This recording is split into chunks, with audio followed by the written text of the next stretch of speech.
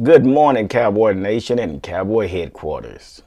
And here we are, Saturday morning, and we are here with some breaking news. If you haven't heard, Mike Nolan has been released of his duties. I don't want to use fired. That's kind of harsh. I don't wish anybody to lose their job, but you and I both know, when you're given a task at hand, you evaluate it on a weekly basis. That's whatever you do. If you're working for someone, that's part of the job. You have to be able to perform in order to keep your income and your job. So what we have found out is that evidently Mike Nolan was not able to perform his task at hand. So he has been released by the Dallas Cowboys, which I think we've all kind of figured that was going to happen. So, which it has happened on yesterday. He was released from his duties. And come to find out, man. Let me say something. Guys, how many of you guys drink coffee? Well, I'm one of them. And me and my wife, we had came up with this idea. We're going to cut back on coffee. We're going to just drink tea, which tea is good for you. And it was okay, going through the little phase of drinking green tea and things like that. But I can only do it so long, y'all. I got to have my black coffee, y'all. Yeah, who feels me on this? Green tea is okay, but God Almighty, ain't nothing like my Joe. So anyway, yeah, I did great. I did 2 weeks straight on green tea. 2 weeks straight. She said, "What you doing?" I said, "I'm fixing me something to drink." And it ain't no green tea. But anyway, so yeah, come to find out, Mike Nolan, this dude here, gave up the most points in franchise history. Mike Nolan gave up 473 points. Almost NFL history. I think the most points was like 500. We there now was like 28 points, something like that. 25, 27 points, something like that. And God Almighty, 473 points given up in one season. Oh.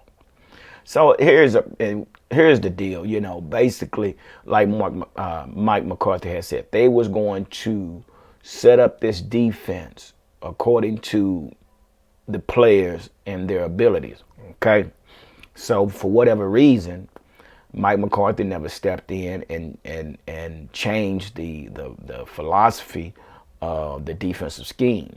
And basically what it boils down to, that Mike Nolan playbook was just too complicated versus what we had with Marinelli and Chris Richard. They said was too simplified, but sometimes simple is best. But Mike Nolan tried to continue to implement this complex defensive playbook, which you can't do over virtual meetings, and that's what he tried to do, which it cost him. It cost him. So 473 points was given up by one coach when we made franchise history.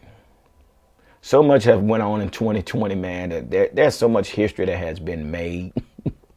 And this is one of them. Also, Jim Tomsula was fired as well. He was part of the defensive staff as well. So he's going to probably, he's been released as well, along with Mike Nolan. So my question to you guys, how do you feel about Mike Nolan being fired? I'm asking you, how do y'all feel about Mike Nolan being fired? Some might say, well, it was a short season. You need to give him a little bit more time. But, dude, everybody's on the same playing field. And true, maybe we could have gave him a little bit more time, and see how he does. But 473 points? Shoot. We don't got time. We don't have time. Shoot, we out of time. We got to do something different. So, and I know people going to say, well, man, they started doing good at the end. Man, they was getting turnovers and takeaways and things like that. True, they were at the end of the season. I mean, the players was trying as much as and hard as they could to try to grasp this concept. But when you say that they did good at the end of the season, let's look at those teams. We're talking about Philadelphia, which they was a team under 500. Their offense was terrible. Cincinnati was another team that we did have some turnovers on, which their offense was under 500. San Fran was another team that we did good on defense. So these are teams that were under 500. So you have to put that in consideration, okay? So let's not get caught up. Well, they was doing good at the end. Yeah, these are just teams that wasn't that good, But when it came to the Ravens, when it came to Cleveland, when it came to the Rams, things like that, man, we didn't fare well at all. So. So let's keep that in consideration with these teams that they did play against were teams that were not that good. So with that being said, I'm sure that there's going to be more changes to come with this defensive staff. The defensive back coach, I'm sure he's going to be out of there. I think he's one of McCarthy's proteges, which he didn't really. I don't think he connected with the DBs, so I think he'll probably be out of there. So there's more changes to come, which that leads us up to who could fill this role as a defensive coordinator. Now we're going to stick to the 4-3 defense. I'm not talking about 3-4 because really and truly there's some names out there they talking about as far as coaches that can come in as 3-4, but we don't have the type of players to run a 3-4. So I'm just going to give you these names that are available if we stay in the 4-3, in which that's basically our personnel. Our personnel is set up for a 4-3 defense. So the first name they got on here is George Edwards. George Edwards is already a part of the Cowboy defensive staff. He is the senior defensive assistant. Now, I don't know how much he had to do with Mike Nolan, but they said he was more responsible for the split mug front line on third down, whatever that meant. I think that means that he brought in all pass rushers, which that's elementary. We know that. You put pass rushers in on third down and long.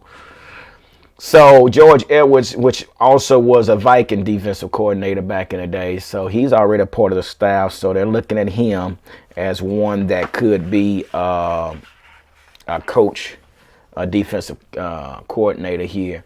Also, they talked. Name has been mentioned, Steve Wilks. Steve Wilks is a former Panther and Cleveland Brown defensive coordinator. Now he's a disciple of Ron Rivera, which Ron Rivera is the head coach of the Washington football team. I said it right this time. I didn't say the Washington Redskins. I said the Washington football team. So yeah, he is a disciple, which now Ron Rivera. You look at that defense over there; those guys got something going on. They just don't have an offense. So y'all gotta forgive me. This is my first day having coffee, so man, I'm enjoying this cup. Oh, this no cream. Just only coffee and sugar.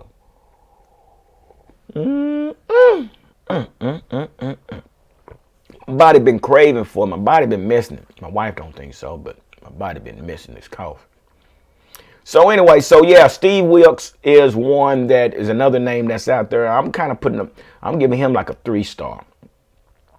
Well, a 1 to 3-star, I'm probably giving him a 3-star. If he's a disciple of Ron Rivera, that's great, because Ron Rivera is definitely defensive minded. And if you look and see what they got over there, they definitely got a defense that's rocking. The next guy name is Terrell Austin. He's a senior. He's a senior defensive assistant for the Steelers. I don't know. But also he was a defensive coordinator with Jim Caldwell with the Detroit Lions back in 2014 through 17. Don't know much about him.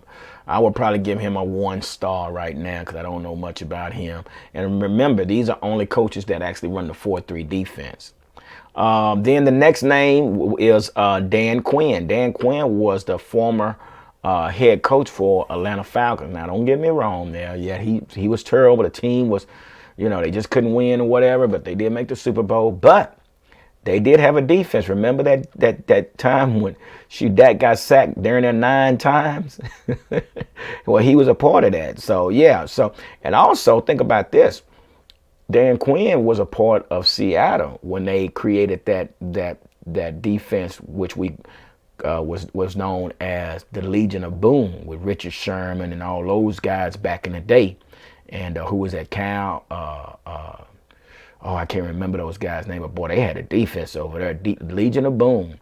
So he also runs a similar scheme to Chris Richard, in which they were saying, that's kind of messed up because you had Chris Richard, you let him go, but now you want to bring Dan Quinn in, which is cool. But also has been told that he's also already been contacted by the Dallas Cowboys. So, it might be something to look forward to. It might happen. So it's still early, but as I say, as this goes on, there's going to be, little nuggets here and there, and I'm going to make sure that I get with you guys and report these nuggets or these rumors or the breaking news or updates or whatever. So with that being said, guys, I'm not going to hold you any longer, man. It's cold outside today. It's like 30 degrees. And I know some of y'all that's up north say that ain't jack. It's negative 12. It's cold here in Texas. And we got a chance for snow on tomorrow, which that don't happen too often down here. And the only thing about that, we got to keep our fingers crossed. We don't get much snow down here in Texas. But if so, I'm calling in on Monday. Y'all probably say, man, we go to work. Well, that's a good day to use a day of vacation anyway. But anyway, guys, y'all enjoy y'all day, man, and be safe out there and continue to wear your mask and practice social distancing, and we will get back at you soon. Deuces.